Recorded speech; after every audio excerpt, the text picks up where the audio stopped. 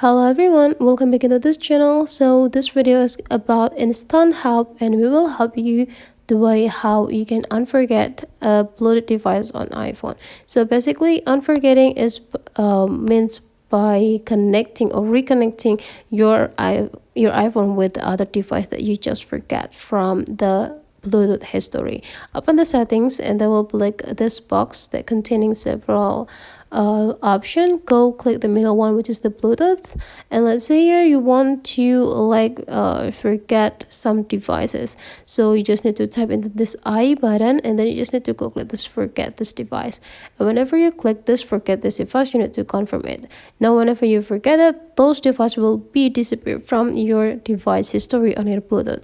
And how to unforget those devices, it's super easy. Make sure that your Bluetooth is on and those devices surrounds you approximately. It's don't be more 100 meters away from your device.